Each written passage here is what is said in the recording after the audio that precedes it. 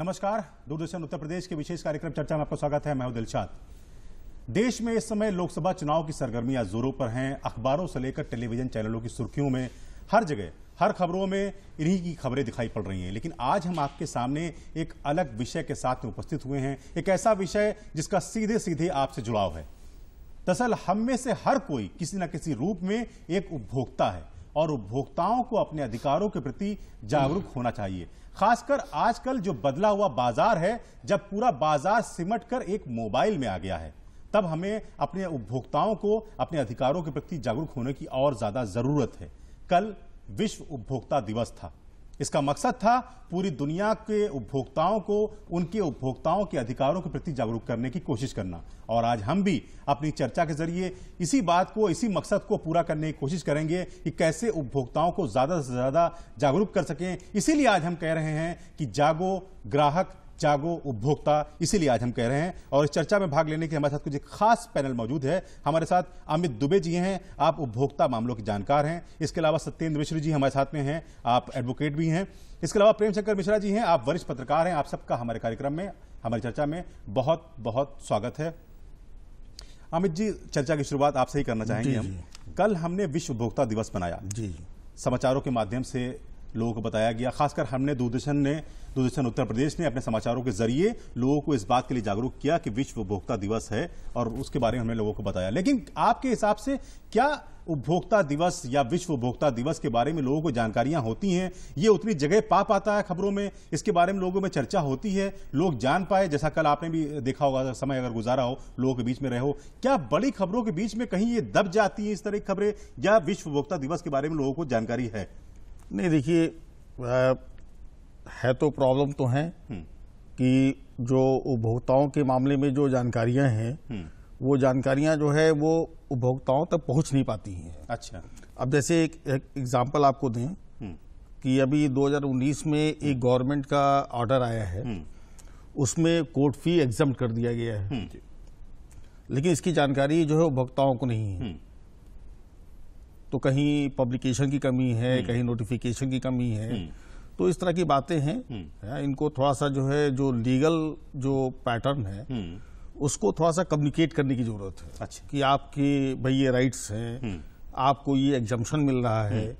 या जैसे आप देखिए, उपभोक्ता मामलों में इवन एडवोकेट्स को भी परमिशन नहीं है, आप अपनी पैरवी खुद कर सकते हैं।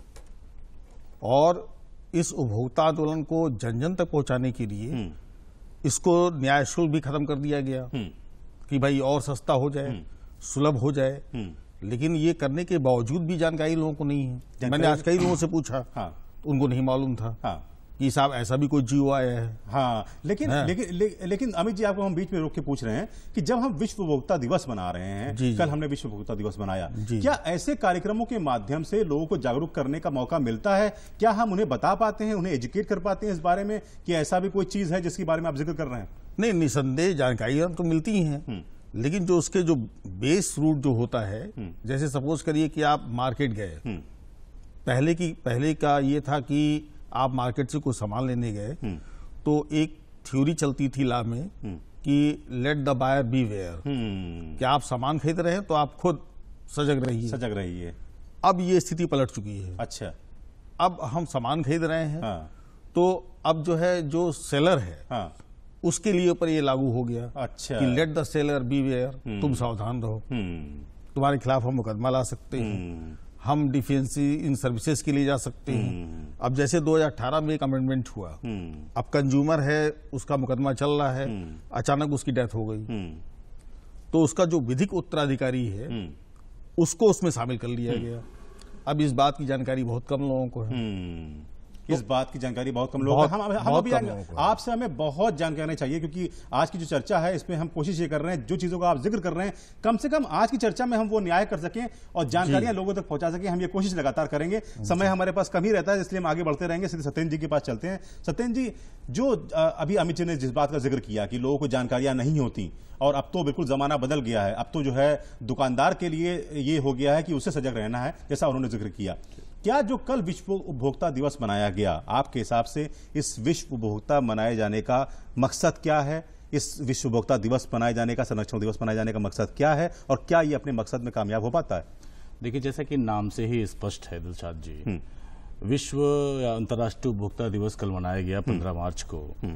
इसका बेसिक कारण ये, इसका रूट कॉज ये बनाया ही इसीलिए गया था कि जो उपभोक्ता है वो अपने अधिकारों के प्रति सचेत हो पाए। अच्छा, उसको बहुत सारे अधिकार कई एक्ट्स के माध्यम से, कई समय समय पर उस एक्ट में अमेंडमेंट करके दिए गए हैं, लेकिन वो अधिकारों को वो जाने, इसके लिए एक प्रोग्राम के तहत एक पर्टिकुलर डेट निर्धारित किया गया।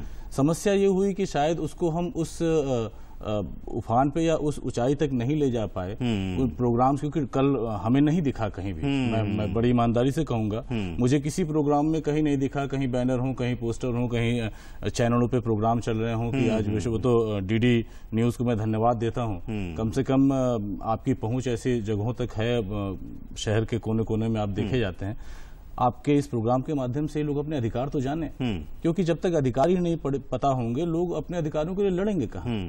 और मुझे लगता है कि डे तो बना देना बड़ा आसान काम है, लेकिन उस डे के जो उसकी मूलभूत आवश्यकता है उसको पूरा कहीं ना कहीं सरकार नहीं कर पा रही है। हमें और भी छोटे छोटे प्रोग्राम चला करके जिले लेवल पे, कस्बी लेवल पे, नुक्कड़ नाटक के तहत हम उन लोगों तक पहुंचाएं, क्योंकि उपभोक्ता हर व्यक्ति है। 500 रुपए का शैंपू खरीदने वाला भी उपभोक्ता है और 1 रुपए का पाउच खरीदने वाला भी उपभोक्ता है। वो अपने अधिकारों के प्रति सचेत हों, इसके लिए आवश्यकता है कि और भी लेवल प्रोग्राम्स चलें, और आप तो प्रोग्राम करते ही रहते हैं। और भी जागरूकता हो। और हमने कल भी अपने समाचारों में विश्व उपभोक्ता दिवस के बारे में लोगों को बताया था, समाचार दिया था, जानकारी दी थी, और हमारी कोशिश रहती है कि हम हमेशा अपने दर्शक को अवेयर करते रहें, खासकर इस तरह के प्रोग्राम जो उनके लिए खास करके सीधे तौर पे उनसे जुड़े हों, जिससे उनको कोई सीधा फायदा पहुंच रहा हो। प्रेम शंकर जी आपके पास आते हैं और यही बात आपके पास लेकर आते हैं कि उपभोक्ता दिवस जो है, इसको मनाए जाने का आखिर मकसद क्या है, और ये जो उपभोक्ता दिवस मनाया जाता है, ये क्या आपको लगता है कि जब से मनाया जा रहा है तब से लेकर आज तक कुछ फर्क इसको मनाने से आया, या ये सिर्फ एक परंपरा है, एक दिन साल में मना दी जाती है, उसके बाद फिर खत्म? नहीं, देखिए, मैं अपनी बात वहीं से शुरू करूंगा जहां से आपने शुरू की थी कि ये लोकसभा चुनाव का माहौल है और उसके बीच में हम इन मुद्दों पे बात कर रहे हैं, तो ये बड़ा महत्वपूर्ण है। जर्मन समाजशास्त्री हैं मैक्स वेबर, चुनाव भी लड़े थे, उन्होंने बड़ी महत्वपूर्ण बात कही थी कि ये जो नेता हैं ये भी प्रोडक्ट हैं और इनके वादों को मार्केट में ब्रांड की तरह लॉन्च किया जाता है। फिलहाल हम बहुत सीमित संदर्भों में बात कर रहे हैं नागरिक अधिकारों की। 15 मार्च 1962 को अमेरिकी राष्ट्रपति जॉन एफ कैनेडी ने अपने भाषण में उपभोक्ता अधिकारों का बड़ा विस्तार से जिक्र किया था। अच्छा, तो ये माना जाता है कि पहली बार उपभोक्ता अधिकारों पर इतनी व्यापक बहस पहली बार की गई जॉन एफ कैनेडी के द्वारा।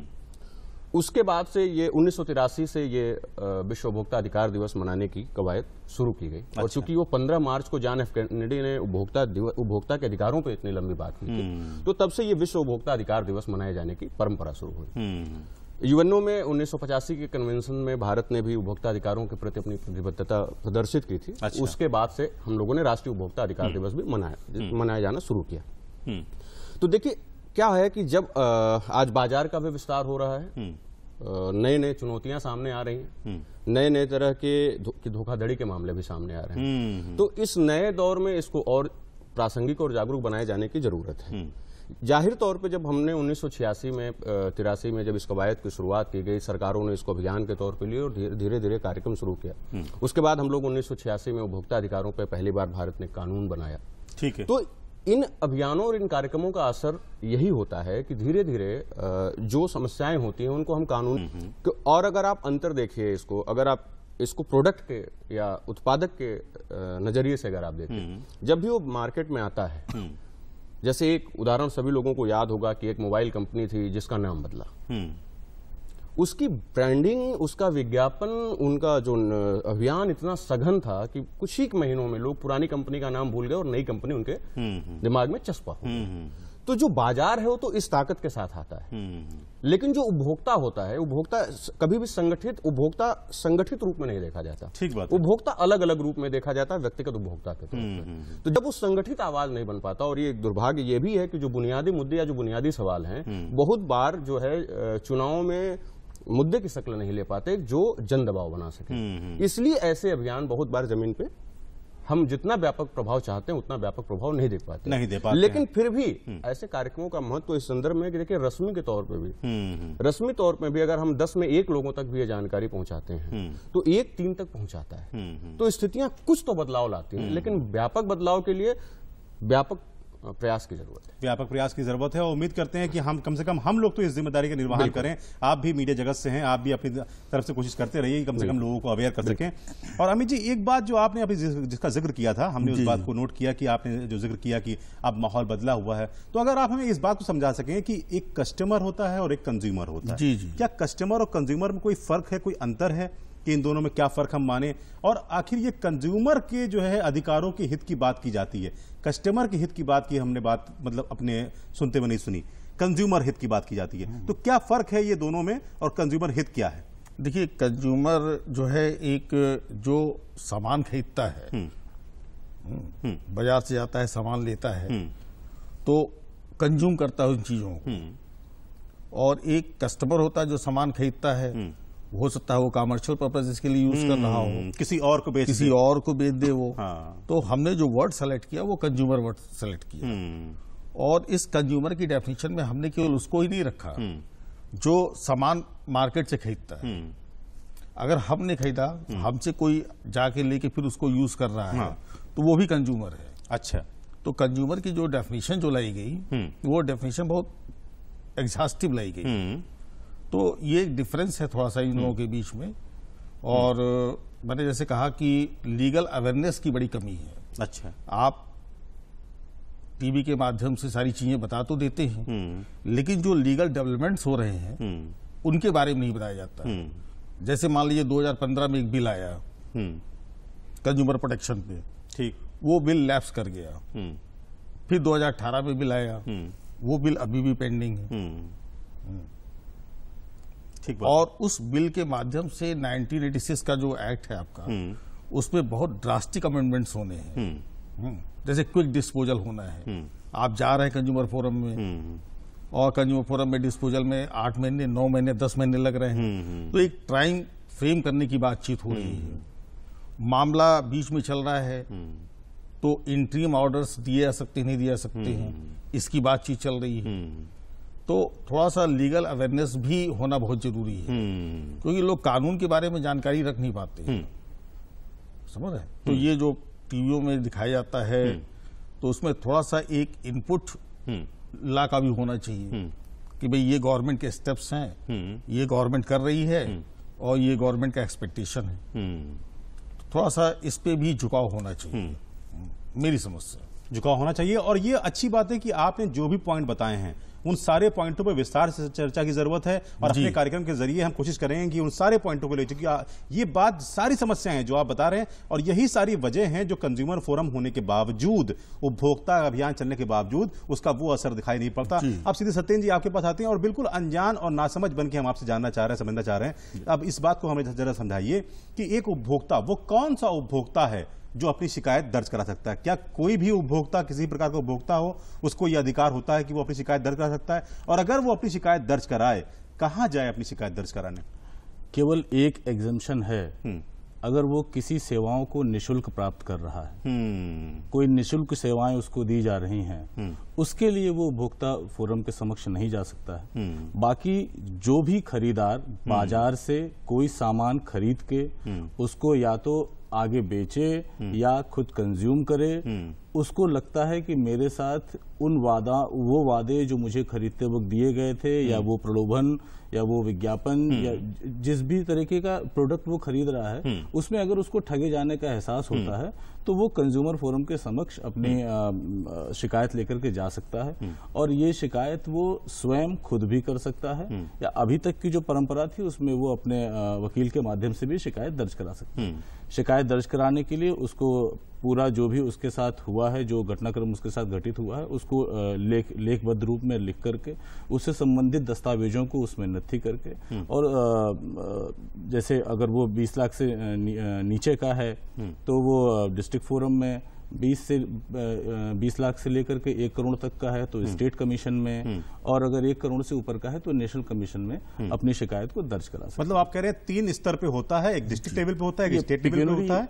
और एक नेशनल लेवल पे। पिक्यूनरी जुरिडिक्शन है, जिसका हिंदी में शाब्दिक अर्थ है कि रुपए से संबंधित क्षेत्राधिकार, कितने रुपए तक के मामले कौन देखेगा। तो जिला फोरम पे 20 लाख से नीचे 1 रुपए से लेकर 20 लाख के नीचे तक, और 20 लाख से लेकर के 1 करोड़ तक स्टेट कमीशन में, और 1 करोड़ से ऊपर नेशनल कमीशन। क्या कुछ ऐसे भी मामले होते हैं जिसमें अगर पैसा कम भी है, जैसे 20 लाख का ही मामला है, लेकिन कोई सीधे नेशनल फोरम में जाना चाहे तो क्या ऐसा संभव है कि जा सकता है? लॉ का एक सिद्धांत है, जब तक आपके पास अल्टरनेटिव रेमेडी उपलब्ध है तब तक आप उच्च न्यायालयों में नहीं जा सकते। तो अगर आपके पास वो सुविधा सरकार ने आपको प्रदत्त की हुई है कि 20 लाख से नीचे के लिए, क्योंकि हर आदमी अगर हम वहां से हारते हैं, मान लीजिए हर व्यक्ति का सेटिस्फेक्शन है, कोई हार के समझ जाता है, कोई नहीं, कोई सोचता है कि मुझे न्याय नहीं मिला, तो ऊपर उसके पास एक अथॉरिटी होती है जहां वो अपनी बात लेकर के जा सके। बस सतन जी, ये हमने समझने के लिए ही जानना चाहा, वरना ये तो आसान होता है कि मान लीजिए लखनऊ का रहने वाला आदमी है तो वो चाहेगा कि हम लखनऊ में ही जाएं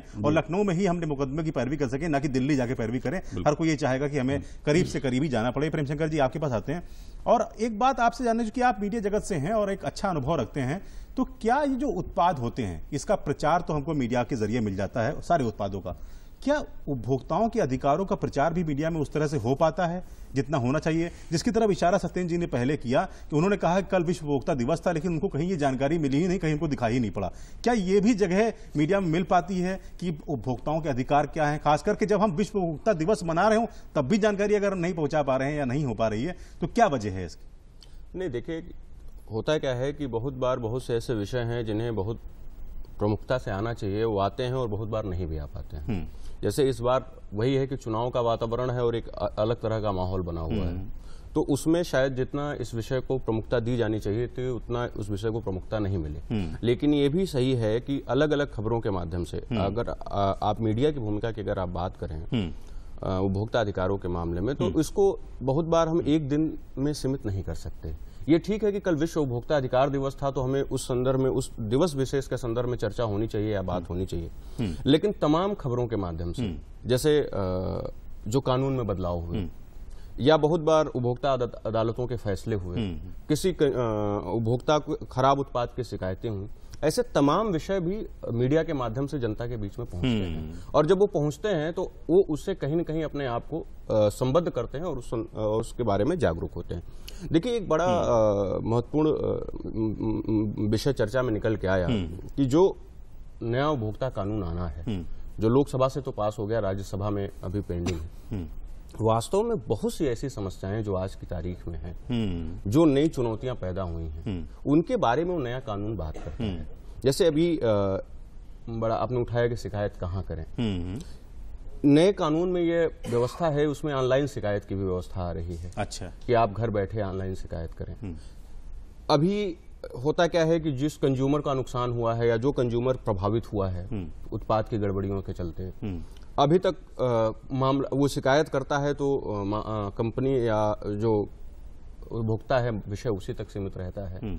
उसमें इसको और विस्तार दिए जाने की बात की जा रही है कि ये क्लास एक्शन की बात की जा रही है कि अगर उस उत्पाद से भले मैं प्रभावित हुआ, मैंने शिकायत की, लेकिन अगर बाकी लोग भी प्रभावित हो रहे हैं तो वहां भी कंपनी की जवाबदेही। लेकिन प्रेमशंकर जी, ये तो तब तक है जब तक कंपनी मौजूद है। अगर बाय चांस कंपनी धोखाधड़ी करके भाग जाती है और वो गारंटी और वारंटी सब दे रही है, अब कंपनी ही भाग गई, तो वो कंज्यूमर जो है, उपभोक्ता है, वो कहां जाए, किससे गारंटी और वारंटी ले? नहीं, देखिए ये चुनौतियां हैं, लेकिन उसकी भी व्यवस्था है। अगर कोई भी प्रोडक्ट मार्केट में है, अगर कोई उत्पाद बेच रहा है, उसका कोई तो प्लेटफॉर्म होगा, चाहे वो उसका ऑनलाइन प्लेटफॉर्म हो या ऑफलाइन प्लेटफॉर्म है, जहां से भी वो बेच रहा है तो उसका वेंडर होगा, उसकी कंपनी होगी, उसका अपना स्ट्रक्चर होगा।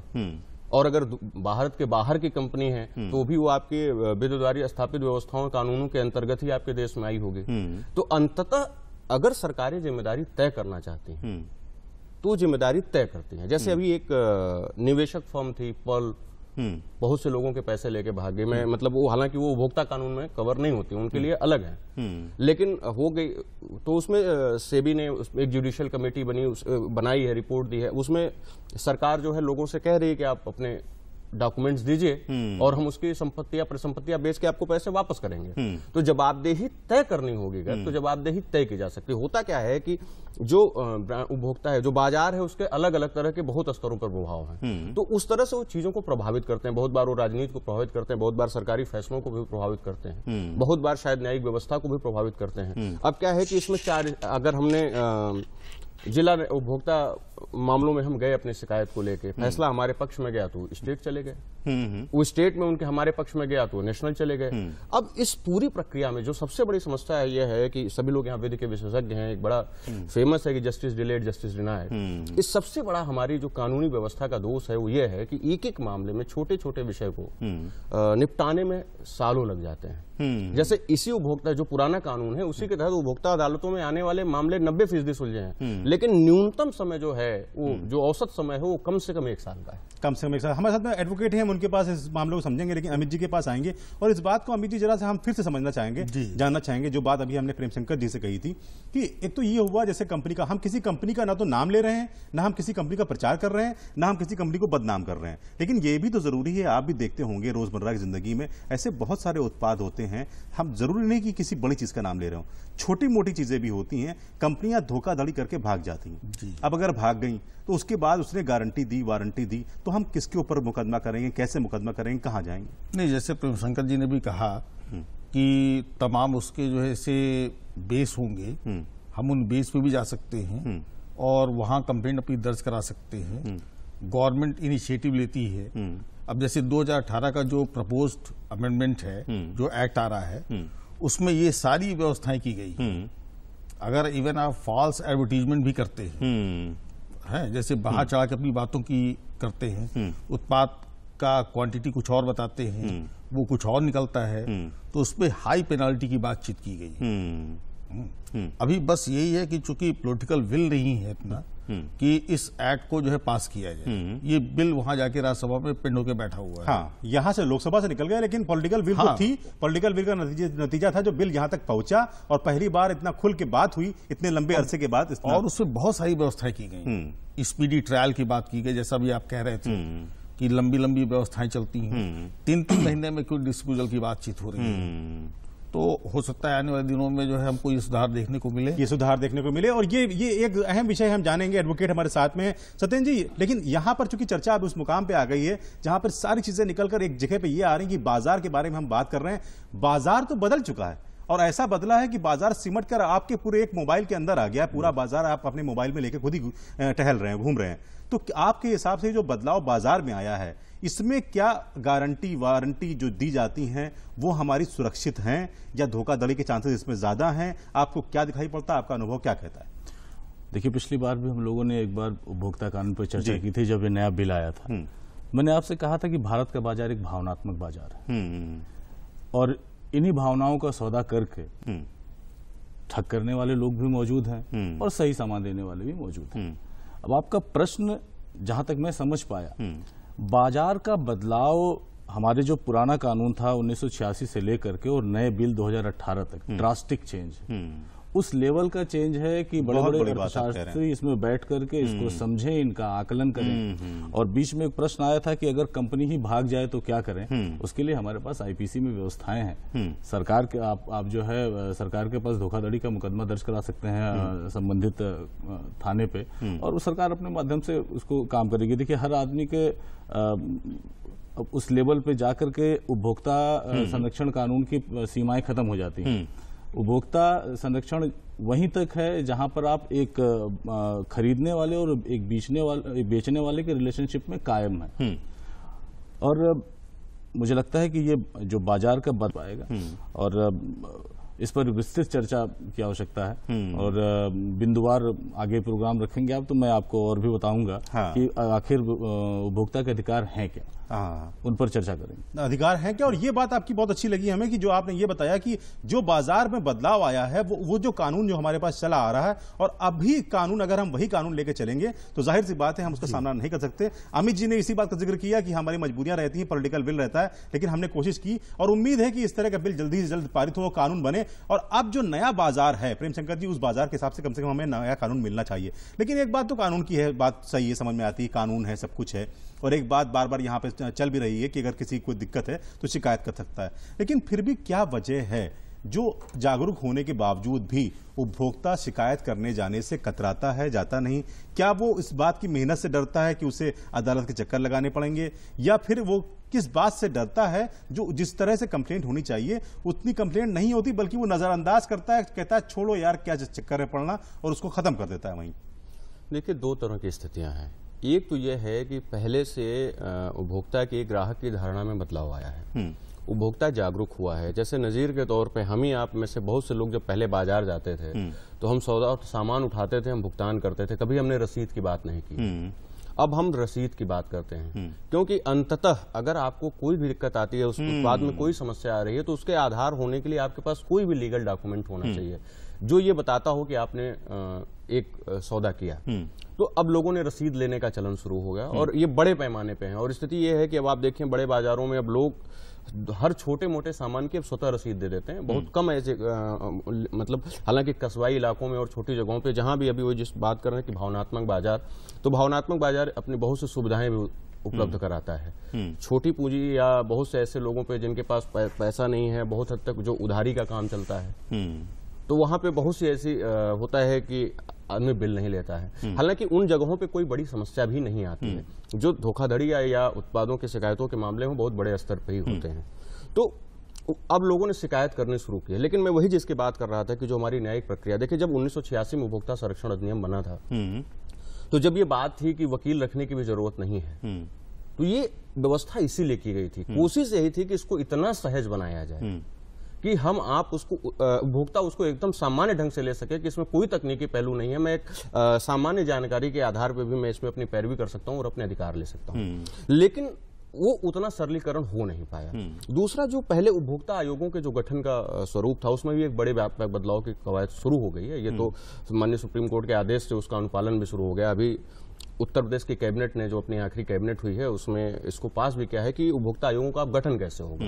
पहले जैसे स्टेट लेवल पे रिटायर्ड हाईकोर्ट जस्टिस होते थे, अभी हो गया कि नहीं, जो मौजूदा हाईकोर्ट का जस्टिस होगा वही उसका आयोग का अध्यक्ष होगा। इसके अलावा जो उपभोक्ता आयोगों के जो सदस्य होते थे, पहले ये बहुत हद तक पर रेवड़ी बांटने जैसी राजनीतिक नियुक्तियां हो जाती थी।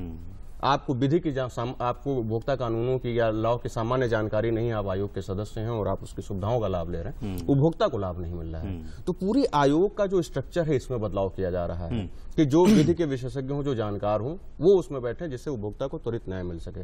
तो इन चीजों से हम उम्मीद करते हैं कि प्रक्रिया स्पीडी होगी, क्योंकि अभी वही बताया कि लड़ाई इतनी लंबी हो जाती है कि हम एक छोटे से उत्पाद के लिए हम जागरूक उपभोक्ता के तौर पे जाते हैं और वहाँ इतनी तकनीकी पेंच होते हैं, उसके बाद हमें न्याय नहीं मिला तो इतनी लंबी लड़ाइयाँ हैं। अब वो आर्थिक खर्च भी होता है उसमें, यहाँ से वहाँ तक लड़ने में। भले क्या है कि हम ठीक है, शुल्क एग्जाम कर दिया गया, लेकिन उसमें जाना जो उसका मानसिक तनाव है, अपना सारा काम धाम छोड़ के लड़ता है और उसको फिर संतुष्टि नहीं मिलती। जो मुआवजे होते हैं बाद में, वो मुआवजे उस स्तर के नहीं होते हैं।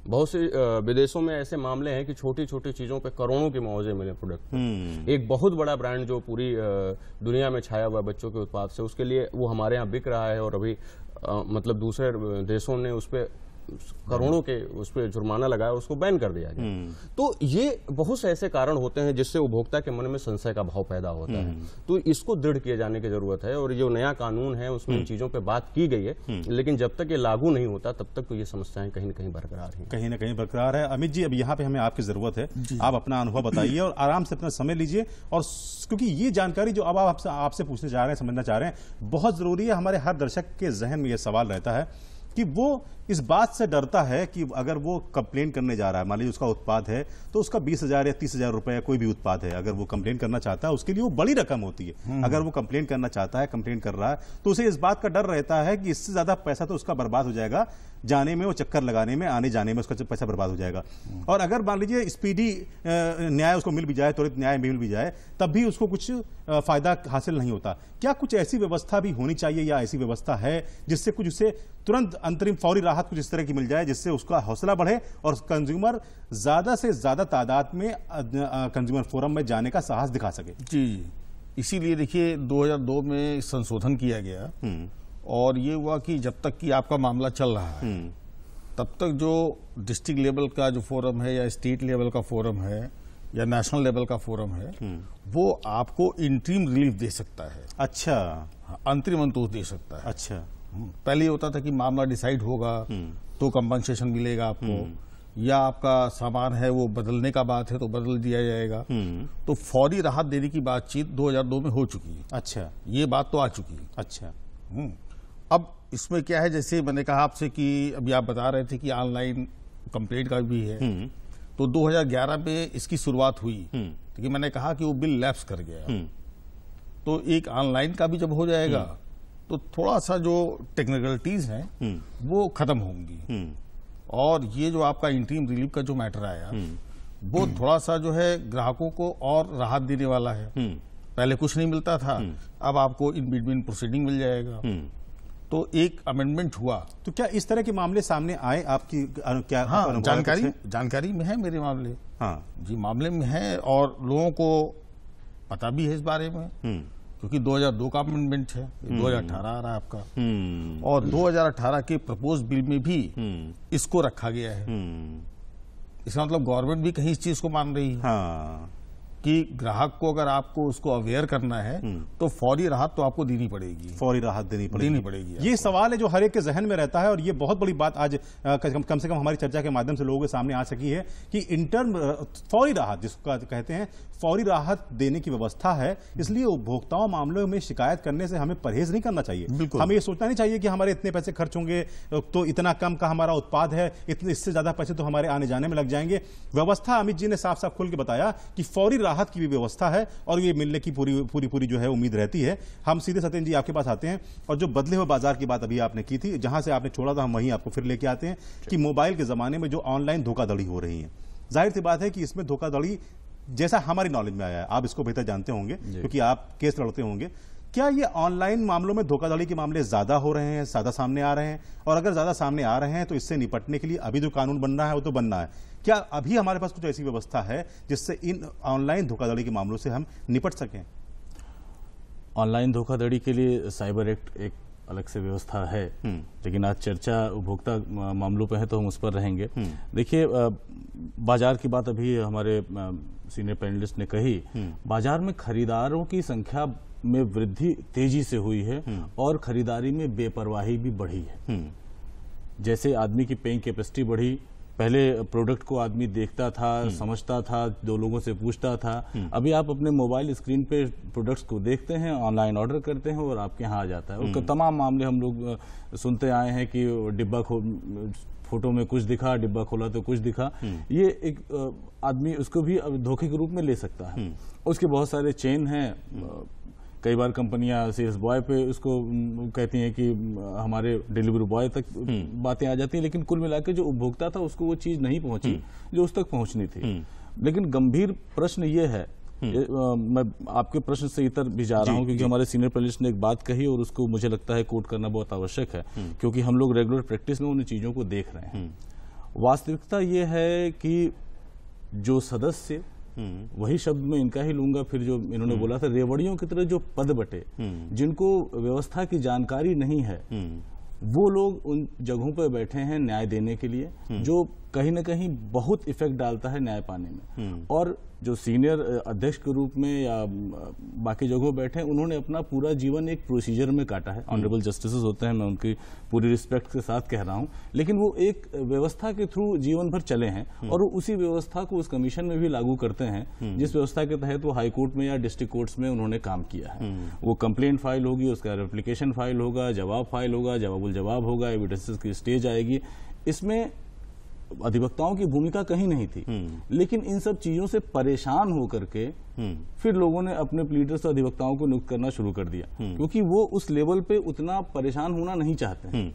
और बाद में कहीं ना कहीं यही बात आती है, क्योंकि कोई भी एडवोकेट होगा उसकी अपनी सीमाएं हैं, वो आपसे फीस लेगा, उस फीस के तहत आपका पक्ष की बात करेगा, और जब उसमें अनुतोष मिलता है तो कहीं ना कहीं जाकर के ऐसा लगता है कि इससे ज्यादा तो हमने खर्च कर दिया। तो सबसे पहले मुझे लगता है उपभोक्ता के संरक्षण से पहले, उसके अधिकारों के संरक्षण से पहले हमें इन व्यवस्थाओं को और स्पीडी बनाने की आवश्यकता है और आराम से बहुत इजी गोइंग बनाने की आवश्यकता है और छोटी छोटी टेक्निकलिटीज में फंसाने वाली व्यवस्था को खत्म करना चाहिए। और नए वाली बिल में जैसा आया कि अब हम नोटिफिकेशन के जरिए सदस्यों की नियुक्ति होगी, वो लंबे समय तक काम करेंगे, उनको अनुभव होगा, क्योंकि नोटिफिकेशन जब होगा वो नियुक्त होगा, उस कोर्ट में वो बैठेगा, उस चीजों को समझेगा। अभी होता क्या है, सरकारें बदलने के साथ, विश्वास बदलने के साथ सदस्य बदला करते हैं। कोई 1 साल रहा, जब तक काम समझा तब तक उसको कहीं और की नियुक्ति मिल गई या हटा दिया गया।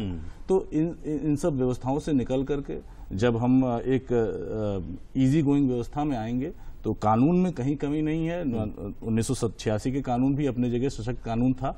बाजार के बदलाव के साथ 2019 में नया कानून की व्यवस्था आई है, वो भी कानून कहीं से कमजोर नहीं है।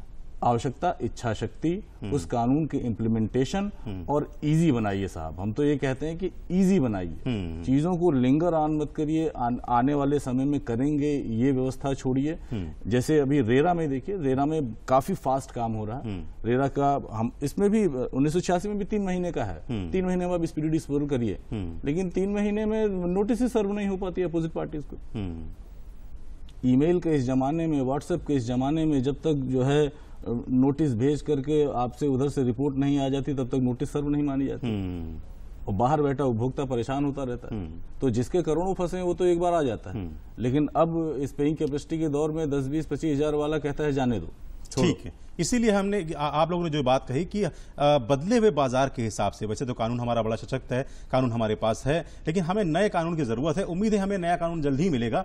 और प्रेम शंकर जी, जो नए कानून की बात चल रही है उसमें एक चीज और भी है, जहां बाजार बदला वहां उत्पाद बेचने के तरीके भी बदले। आज उत्पाद बेचना जाने के जो तरीके हैं उसमें सबसे बड़ा तरीका एक ही है, सबसे आसान तरीका बल्कि कह लें, कि जो सेलिब्रिटीज होते हैं, जो अपने नायक होते हैं लोगों के, उनके जरिए सामान बेचा जाता है, उत्पाद बेचा जाता है। लेकिन जो अब नया कानून है उसमें उम्मीद ये भी है कि अब उनके ऊपर भी नकेल लगेगी कि अगर वो सेलिब्रिटीज भ्रामक प्रचार कर रहे हैं तो उसके भ्रामक प्रचार पर नकेल लगेगी। क्या इस सब के होने के बाद धोखाधड़ी के मामले में कुछ कमी आपको लगता है कि दिखाई पड़ेगी? देखिए, एक हम लोग सामान्य सिद्धांत हम लोग पढ़ते रहे हैं कि महाजनोयन गतेन सह पथा, कि बड़े लोग जिस रास्ते पे चलते हैं वही पथ है। तो जो पूरी बाजार की ब्रांडिंग है इसी पे टिकी हुई है। तो होता क्या है कि बड़े सेलिब्रिटी या बड़े चेहरे जिनके कामों के नाते हम उन्हें मानक मानते हैं, जब वो किसी उत्पाद का प्रचार करते हैं तो एक बड़े मानस पे वो प्रभाव डालता है।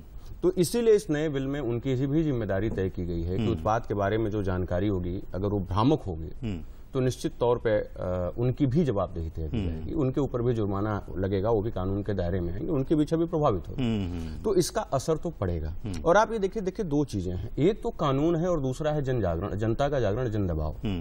सोशल मीडिया के जमाने में, सूचना के प्रचार के जमाने ने कंपनियों पे एक दूसरे तरह से भी दबाव बनाया है। हम ऑनलाइन प्लेटफॉर्म की बात कर रहे हैं, मोबाइल हमारे मतलब बाजार तो आज हमारे घरों में घुस चुका है। हम आप अपने बेड पे हैं और आप वहां से प्रोडक्ट के लिए आप खरीद रहे हैं और आपके घर तक पहुंच रहा है। बाजार तो इस तरह से पहुंच रहा है, लेकिन इसमें जिस तरह से प्रतिस्पर्धा बढ़ी है तो लोगों ने अपनी शिकायतें, आपने सोशल मीडिया पे अगर उत्पाद खराब है तो आपने सोशल मीडिया पे उसको लिखना शुरू किया, उस ब्रांड की छवि पर सवाल उठाना शुरू किया, और उसका दबाव ये पड़ रहा है कि वो खुद बखुद आपको बहुत हद तक जो है आपको सुविधाएं दे रहे हैं। अपने उत्पाद अगर गड़बड़ है तो उसको वापस कर रहे हैं अपने प्रोडक्ट। अब तो कई कंपनियां ये हैं कि जो आपको रिटर्न की सुविधा दे रहे हैं कि आप प्रोडक्ट देखिए और ये करिए। तो ये एक उपभोक्ता का भी दबाव है, लेकिन इसका एक सीमित दायरा है। पढ़े लिखे लोग हैं जो जागरूक हैं वो इसको तो कर रहे हैं, लेकिन बहुत बड़ी ऐसी चेन है जिन तक इसकी रीच नहीं है। तो उन सभी चीजों को इन नए कानून में समाहित किया गया। ऑनलाइन प्लेटफॉर्म की भी जिम्मेदारी तय की गई है कि आप किस वेंडर से ले रहे हैं, किस कंज्यूमर से ले रहे हैं या किस उत्पादक से ले रहे हैं, आप उसकी पूरी डिटेल ऑनलाइन प्लेटफॉर्म भी देंगे। तो निश्चित तौर पर नए कानून से हम उम्मीद करते हैं कि कुछ बेहतर होगा, लेकिन यही है कि ये जितना जल्दी हो सके। अब 2011 से चल रही प्रक्रिया राजनीति को प्रभावित करते हैं, उन पर अध्यादेश आ जाते हैं, वो लागू हो जाते हैं, लेकिन ऐसे विषय जो जनता की बुनियादी जरूरतों से जुड़े हैं वो इसलिए नहीं उठ पाते। उसमें जिम्मेदारी हमारी भी है, तो हमारी जनता की है, हमारे हम जन दबाव नहीं बना पाते। और होता रहा कि वही ना कि ये इतनी छोटी छोटी चीजें गड़बड़ियां होती हैं। क्या इसमें आप जी क्या इसमें आपको ये नहीं लगता कि कुछ बदलाव की जरूरत इस तरह की भी है, जैसे उपभोक्ता है, आपने जिक्र किया रसीद ऑनलाइन की बात करी, तो उपभोक्ता तो ऐसे हैं जो रसीद ही नहीं ले पाते, रसीद लेने में उनकी छिकी आ जाती है कि रसीद ले पाएं, ऑनलाइन तो और दिक्कतें आ गई हैं, वैसे भी रसीद, तो क्या कुछ इस तरह का व्यवस्था नहीं बननी चाहिए, ऐसा कड़ा कानून जो कड़े कानून पहले से हैं, अब कुछ ऐसी कड़ी व्यवस्था हो जिससे जिम्मेदारी सीधे सीधे दुकानदार की हो, उत्पादक की हो, न कि उपभोक्ता की हो। नहीं, देखिए रसीद अनिवार्य है, लेकिन बहुत बार ग्राहक और उपभोक्ता के व्यवहार में ये सिद्ध करना मुश्किल होता है ना कि हमने रसीद दी और आपने नहीं ली। अगर वो कह रहा है कि हमने रसीद दी, आपने लेजर में काट के फेंक दी, तो आप क्या करेंगे? तो ये क्या है कि न्यूनतम जागरूकता की अपेक्षा तो उपभोक्ता से करिए। ऑनलाइन में भी है, अगर आप ऑनलाइन भी प्रोडक्ट खरीदते हैं तो आपको इनवॉइस मिलती है, आप उस इनवॉइस को रखिए सामान के डिब्बे के साथ। जैसे सामान खाली करने के साथ आप डिब्बा फेंक देते हैं, आप इनवॉइस मत फेंकिए, उसको रखिए। अगर आपके पास बुनियादी आधार होंगे तभी आप कानून की शरण में जा सकते हैं। कि हम ये बात आपकी बिल्कुल ठीक है, हमें समझ में आती है कि उपभोक्ता को जागरूक रहना पड़ेगा, और इसीलिए जो आज हम कार्यक्रम चला रहे हैं उसका नाम ही हमने ये रखा है कि उपभोक्ता जागो का मतलब यही है कि अगर हम जागरूक नहीं रहेंगे, कम से कम जो रसीद है या इस तरह की चीजें हैं। अमित जी, हम यहाँ पे आपके पास आते हैं। एक रियल एस्टेट, अगर हम शहरों की बात करें, आज हम लोग शहर के अंदर बैठ के इस चर्चा कर रहे हैं, तो रियल एस्टेट एक बड़ी धोखाधड़ी का जरिया बन चुका है। यहाँ पर अक्सर फ्लैट के नाम पे या प्लॉट के नाम पे लोगों के साथ में धोखाधड़ी होती है, और उसे बताया कुछ जाता है, दिया कुछ जाता है। तो क्या कुछ कंज्यूमर और उपभोक्ता करे कि ये फ्लैट और ये बिल्डरों की धोखाधड़ी से बच सके? इसके लिए पहले से वो क्या प्रिकॉशन लेकर चले? क्या कुछ पहले से वो कर, जैसे उन्होंने जिक्र किया कि कोई सामान ले तो रसीद जरूर रखे, क्या कुछ करे जिससे बिल्डरों की धोखाधड़ी से बच सके? और अगर बिल्डर धोखा दे दे तो फिर वो क्या करे? नहीं, देखिए, अगर आप इस एक्ट के परिप्रेक्ष्य में बात करिए और थोड़ा सा जो प्रॉपर्टी परचेज कर रहा है उसके परिप्रेक्ष्य में बात करिए, तो जो प्रॉपर्टी परचेज कर रहा है, लैंड ले रहा है या अपार्टमेंट में फ्लैट ले रहा है, तो वो देखे कि जो लैंड रिकॉर्ड्स हैं या कलेक्ट्रेट में जो रिकॉर्ड्स मौजूद हैं, उन रिकॉर्ड्स में उसकी एंट्री है कि नहीं है, उसका प्रॉपर म्यूटेशन हुआ है कि नहीं हुआ है, उसका जो है नगर निगम से क्या उसका वो है, ये सारी चीजें देखे। और देखिए, ये एक्ट जो बनाया गया ये सोशल लेजिस्लेशन के लिए बनाया गया, और सुप्रीम कोर्ट की एक रूलिंग बहुत पहले आ चुकी है और आपके लखनऊ विकास प्राधिकरण के विरुद्ध आ चुकी है। अच्छा जी, और उसमें जो है लखनऊ विकास प्राधिकरण को भी उन्होंने क्या मान लिया कि आप जिम्मेदार हैं। तो जब एक गवर्नमेंट ऑर्गेनाइजेशन को भी इस दायरे में ला दिया गया है, तो ये जो बिल्डर्स हैं ये भी इस दायरे में हैं। अब ग्राहक को क्या करना है कि ग्राहक को ये देखना है कि आप जो ले रहे हैं वो उसका जो है कानूनी पक्ष क्या है।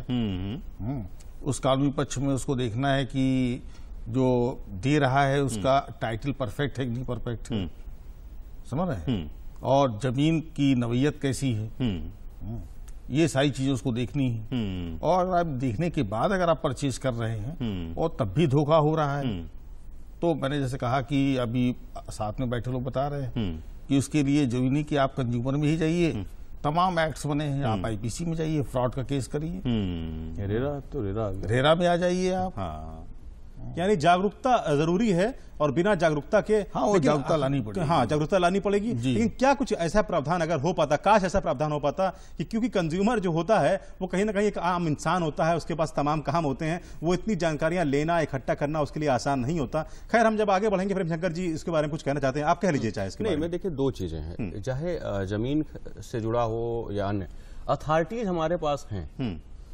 शहर में अवैध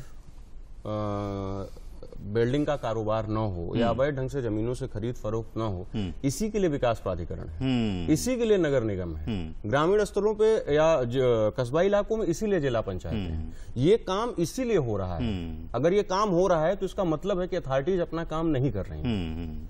अगर कृषि भूमि पे बड़े पैमाने पे बदलाव करके अगर वो बड़े पैमाने पे अगर वो रियल एस्टेट डेवलप कर रहा है, कॉलोनी डेवलप कर रहा है, तो इसका मतलब है कि जो वहां उससे संबंधित जो पर्यवेक्षक हैं, जो इंस्पेक्टर्स हैं, जो इंजीनियर्स हैं, जिनका ये काम है ये देखना, वो नहीं कर रहे हैं। और शायद यही बदलाव अब दिखाई पड़ा जो हमें रियल एस्टेट की मार्केट में बीच में मंदी दिखाई पड़ी, वो वही बदलाव था जिसके आप जिक्र कर रहे थे। इसी के लिए रेरा की जरूरत इसीलिए पड़ी कि हुआ क्या कि जब शहरों की तरफ लोगों का आना हुआ, फ्लैट कल्चर बढ़ा, एक पूरा रियल एस्टेट बूम हुआ, तो लोगों ने लेना शुरू किया। और उसमें क्या हुआ कि उसी में ब्लैक मनी लगनी शुरू हो गई, उसमें तमाम गलत ढंग से नक्शे बनने, अवैध काम शुरू हो गए, बिना किसी योजना के लोगों ने मकान बना के शुरू करके उपभोक्ताओं को धोखा देना शुरू किया। इसीलिए रेरा की जरूरत पड़ी। इसीलिए तो अथॉरिटीज हैं। हाँ। और ये सही है कि इतना तकनीकी पहलुओं पे एक आम उपभोक्ता के तौर पर अगर मैं भी खरीदता हूं तो शायद मुझे लिए इतना जांचना बहुत मुश्किल होगा, क्योंकि वो दिखा रहा है हमें अपना खतौनी दिखा रहा है और वो पूरे रजिस्ट्री के कागजात दिखा रहा है और पता चला दूसरे के हाथ में भी वो कागजात हैं। तो ये काम अथॉरिटीज का है कि वो इस पे नकेल कसें कि ऐसी दिक्कतें ना आए। ठीक है, ये काम अथॉरिटीज का है और वो काम अपने जिम्मेदारी से हम ऐसी उम्मीद करते हैं कि अब कम से कम अब जो बदलाव आया है, क्योंकि हम नया भारत बना रहे हैं, नए भारत में कम से कम उम्मीद यही है कि नए भारत के नए उत्तर प्रदेश में कम से कम ये चीजें नहीं होंगी और हमें उम्मीद है। सत्येंद्र जी आपके पास आते हैं और एक चीज ये तो चलिए रियल एस्टेट की बात हो गई, लेकिन जो छोटी मोटी चीजें होती हैं जिनके लिए कंज्यूमर परेशान होता है और वो अगर आज हमारा कार्यक्रम देख रहा है, सुन रहा है, उसे लग रहा है कि यार मेरे साथ भी दिक्कत है, मैं भी कंप्लेंट करूंगा, आज ही उसने निश्चय कर लिया, अभी हमारा कार्यक्रम देख के तो सोचा कि आज मैं कंप्लेंट करूंगा, लेकिन सबके पास तो व्यवस्था नहीं कि वो सत्येंद्र जी जैसा वकील कर सके, आपके पास आ सके। तो क्या इसमें क्या ये व्यवस्था है कि बिना किसी वकील के भी जा सकता है? मैं स्पष्ट कर दूं, जिला फोरम हो या स्टेट कमीशन हो या नेशनल कमीशन, किसी भी एडवोकेट की मजबूरी नहीं कि आप एडवोकेट के माध्यम से ही वहां जाएं। जैसे कि मैंने प्रोग्राम के शुरुआत में ही कहा, क्योंकि ये प्रोग्राम अवेयरनेस के लिए है, तो अवेयर हूं वो उपभोक्ता जिन्होंने भी आज ये प्रोग्राम देख के सोचा है कि मैं अब जाऊंगा फोरम के समक्ष, वो एक सादे पेपर पे अपने ग्रीवांस को लिख करके संबंधित जो फोरम उसका नियरेस्ट है, जिस जिले में है उस जिले के फोरम में जाए और अपनी कंप्लेंट दर्ज करे। एडवोकेट्स हमेशा आपकी सहायता के लिए होते हैं, आपको सहायता नहीं चाहिए, कोई एडवोकेट आपसे जाकर के ये नहीं कहता है कि आप मेरी सहायताएं लीजिए। हाँ, फिर मैंने कहा जो प्रोसेस इतना क्लिष्ट बनाया हुआ है, घूम फिर ये जमा करिए, इसका जवाब लगाइए, जवाबुल जवाब लगाइए, एविडेंस की स्टेज आ गई, उसमें रेप्लिकेशन फाइल करना है, इन सब चीजों से घबरा करके आदमी एडवोकेट के पास जाता है। एडवोकेट्स की कोई मजबूरी नहीं है, एक्ट में इटसेल्फ प्रोवाइडेड है, जो कंज्यूमर है वो सीधे अपनी ग्रीवांस लेके जाए और संबंधित फोरम में, अगर 20 लाख के नीचे का है तो संबंधित फोरम में अपनी शिकायत दर्ज कराए, 20 के ऊपर का है तो स्टेट कमीशन। ये बात बहुत कायदे से हमारे कार्यक्रम में सामने आ गई कि इस बात के लिए डरने घबराने की जरूरत नहीं है कि हमें वकील करना है या कहीं जाना है। वकील से घबराने की जरूरत नहीं है, व्यवस्था से घबरा करके आदमी वकील के पास जाता है। हाँ, व्यवस्था से घबरा के जाता है। और भीमशंकर जी, हमने आपको रोका था, लेकिन चूंकि आपकी बात बहुत सही थी वहां पे जो आप बात कर रहे थे, क्योंकि हम शहरी कल्चर की बात कर रहे हैं और हम आखिरी में चाहते हैं ग्रामीण की भी बात करें, लेकिन शहरी कल्चर की बात करते करते आपसे आखिरी में पूछना चाहेंगे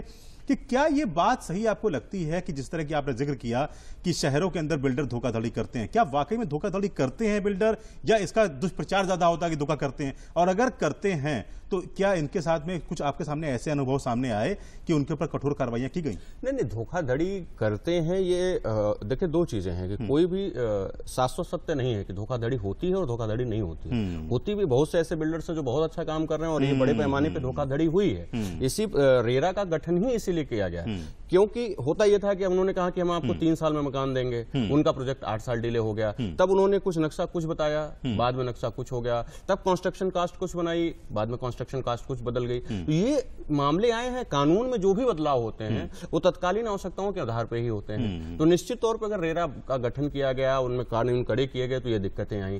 अभी नोएडा में ही बड़े पैमाने पर दिक्कतें थी, प्रदेश सरकार ने बाकायदे मंत्री समूह बनाया और वहां पर जाकर हस्तक्षेप किया, 1 लाख से अधिक फंसे बायर्स को मकान दिए गए। तो ये बदलाव इसीलिए है। लेकिन मैं बहुत बुनियादी मैं ये कहता हूं कि कुछ बुनियादी बातों पर हमेशा ध्यान रखना चाहिए कि जब हम भी कहीं भी कोई प्रोडक्ट खरीद रहे हैं जो लॉन्ग ड्यूरेबल है, तो हम ये देख लें कि हमने उसकी रसीद ली कि नहीं। जितनी हमारी अपनी प्रज्ञा है, अपनी जानकारी है, उसके हिसाब से हम उस रसीद की वैलिडिटी चेक कर लें। दूसरा एक काम ये कर लें कि अगर हम किसी ब्रांडेड प्रोडक्ट का उत्पाद खरीद रहे हैं तो कोशिश हम करें कि उस ब्रांडेड प्रोडक्ट के कस्टमर केयर नंबर, उसकी मेल आईडी, ये बुनियादी चीजें रख लें, क्योंकि ब्रांड अब क्या है कि बाजार में प्रतिस्पर्धा बहुत है, ब्रांड को अपनी भी इमेज बचानी है। तो बहुत बार आप उनको सीधे शिकायत करते हैं, आपका डिस्ट्रीब्यूटर मदद नहीं कर रहा है, आप उनको सीधे शिकायत करते हैं, वो आपको शायद सहायता करते हैं, आपके उत्पाद बदल देते हैं। नहीं, ये बात तो खैर आज समझ में, ये बात आज समझ में हमारे आ रही है, आप विशेषज्ञ लोग हैं, आपके माध्यम से, कि कहीं ना कहीं हमको भी जागरूक होना पड़ेगा। बगैर जागरूक हुए हम उम्मीद नहीं कर सकते कि हमें कहीं से न्याय तुरंत मिल जाएगा या ऐसे कोई उम्मीद है। अभी जब आपके पास आते हैं और शहरों से थोड़ा गांव की ओर चलते हैं, क्योंकि ग्रामीण क्षेत्रों की अपनी समस्याएं होती हैं। क्या ग्रामीण क्षेत्रों में जो उपभोक्ता होता है वो किस तरह का उपभोक्ता होता है, क्या क्या जरूरतें उसकी होती हैं, और क्या उसके साथ भी धोखाधड़ी के मामले पेश आते हैं इस तरह के, और कैसे वो बच सकता है उससे? देखिए, वही चीज बात फिर सामने आई कि आपको अपने अधिकारों के प्रति जागरूक होना पड़ेगा। और हमारे यहाँ विधि में एक कहावत कही जाती है कि विधि उसी की सहायता करती है जो जागता है। अब आप ग्रामीण कस्बे से हैं या शहरी कस्बे से हैं, तो अगर आप बाजार चले गए तो आप कंज्यूमर हैं। नहीं, क्या आपको लगता है जैसे खाद है, बीज है, इन सब के नाम पे भी धोखाधड़ी होती है? होती है। तो वही हुआ ना कि आप उन चीजों का रसीद लीजिए प्रॉपर, एक एविडेंस आपके पास होना चाहिए। केवल एलिगेशन लगा देने से काम नहीं चलेगा।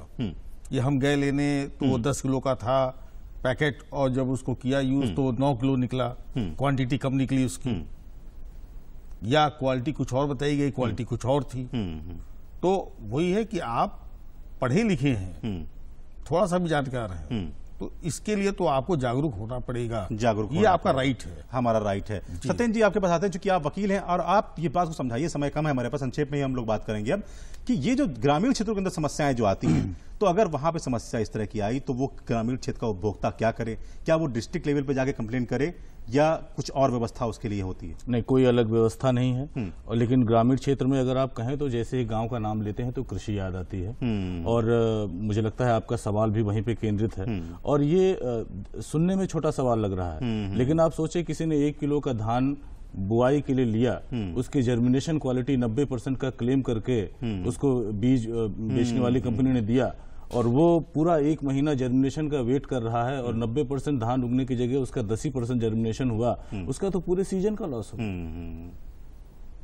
मैं तो उस व्यवस्था में हूँ, देख रहा हूँ लोग माइक्रोन्यूट्रिएंट्स बता करके डोलामाइट पाउडर भर करके पैकेटों में बेच रहे हैं, और लोग उसको माइक्रोन्यूट्रिएंट समझ के अपने खेतों में फेंक रहे हैं। तो ये उनकी मजबूरियां अपनी हैं, लेकिन ग्रामीण क्षेत्रों में जो आप बता रहे हैं व्यवस्थाएं उनके लिए भी जिला लेवल पर ही उपलब्ध हैं। ग्रामीण लेवल पे अभी इतना स्ट्रांग हमारा कानून नहीं हुआ है कि जिला पंचायत लेवल पे या जो है ग्राम प्रधान लेवल पे इन चीजों की सुनवाई हो। कानून पाने के लिए कानून के दरवाजे पर तो जाना ही पड़ेगा। और किसान भाइयों के लिए समस्या ज्यादा अहम रहती है। प्रेमशंकर जी, आपके पास आते हैं, क्या पहले की तुलना में ग्रामीण क्षेत्रों में इसकी जागरूकता बढ़ी? क्योंकि शहरों में तो कंज्यूमर फोरम के बारे में लोग फिर भी जानते हैं, क्या ग्रामीण क्षेत्रों में पहले की तुलना में लोग कंज्यूमर फोरम के बारे में जानते हैं, जागरूक हैं, और क्या वहां भी लोग जाते हैं अपनी शिकायतें लेके उपभोक्ता फोरम?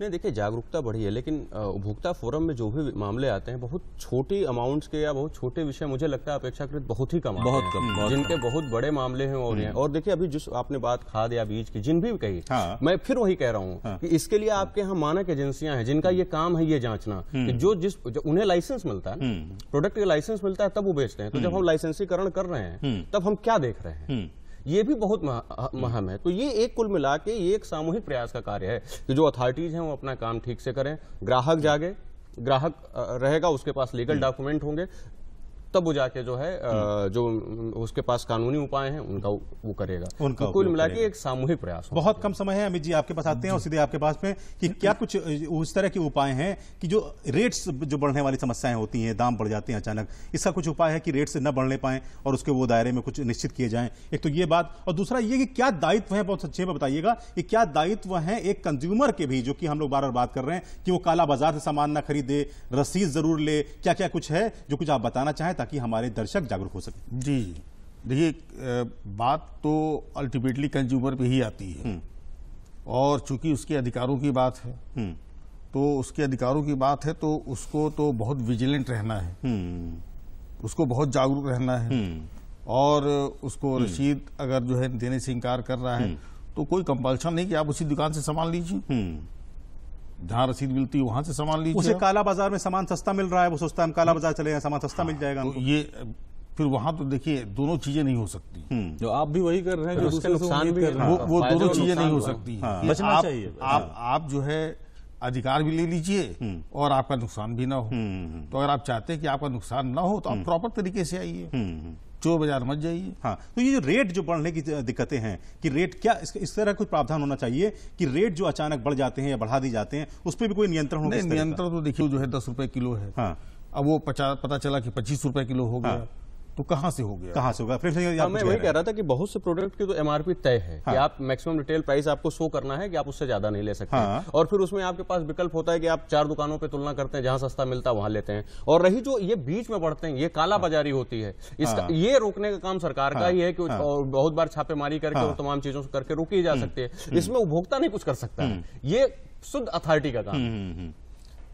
शुद्ध अर्थात काम है। लेकिन बात यह है कि एमआरपी उसके बावजूद भी एमआरपी से कम करने का अधिकतम रेट तो है, लेकिन कम करने का बहुत कम दिखाई पड़ता है। कोई डिस्काउंट करके हमको दे रहा हो, ये बहुत कम दिखाई पड़ता है। बहरहाल आप लोगों ने बहुत अच्छी जानकारी दी, आप सबका बहुत बहुत धन्यवाद। आप सब यहाँ पर आए, आपका सबका बहुत बहुत शुक्रिया। और हम में से हर कोई किसी न किसी रूप में उपभोक्ता है, मगर जानकारी के अभाव में या लापरवाही में अक्सर ना तो हम खुद इसका उपयोग कर पाते हैं, अपने उपभोक्ता के अधिकारों का ना तो खुद उपयोग कर पाते हैं, ना दूसरों को ही बता पाते हैं कि उपभोक्ताओं के अधिकार क्या हैं। इसके लिए इसकी जरूरत है जागरूकता की। उम्मीद है कि हमारे मेहमानों ने आज जो आपको सामने जो पॉइंट रखे होंगे, जो बातें रखी होंगी, उससे आप जरूर जागरूक हुए होंगे और आपको आगे इससे ध्यान रखने की जरूरत है। बहरहाल हमें दीजिए अनुमति और आप देखते रहिए दूरदर्शन उत्तर प्रदेश। नमस्कार।